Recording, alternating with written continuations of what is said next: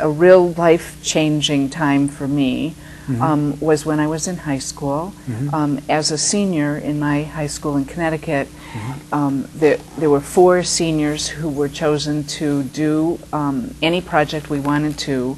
Basically, at Christmas time, we were done going to classes, and we could do whatever we wanted from January till graduation. We had to have an advisor, we had to write a paper, we had to present in some way to classes, depending on... So this is roughly 1969? Yes, right. Okay. No.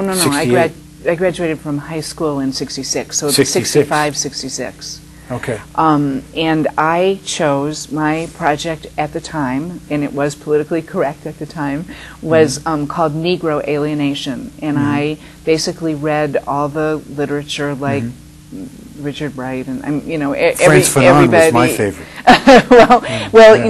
I read whatever was being written by black authors at the time. I made some pretty high-level appointments, like Ralph Bunche at the United Nations, and I wrote John Hope Franklin and got a wonderful letter back from him. It actually sounds quite exhilarating. It was exhilarating. And they were responsive to you, even as a high school. Unbelievable. You know, here's this little high school kid. I mean, it just was, it was pretty amazing. And but it changed me from...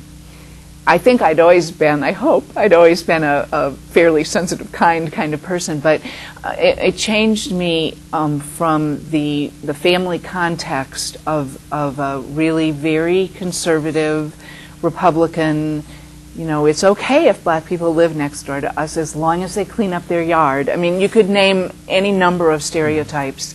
And my parents were wonderful, wonderful people, but they just didn't get it. They just didn't understand.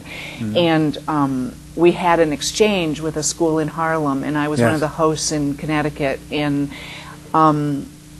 it was just life-changing for me to really experience this cultural difference in an enormous way, and I've never forgotten it.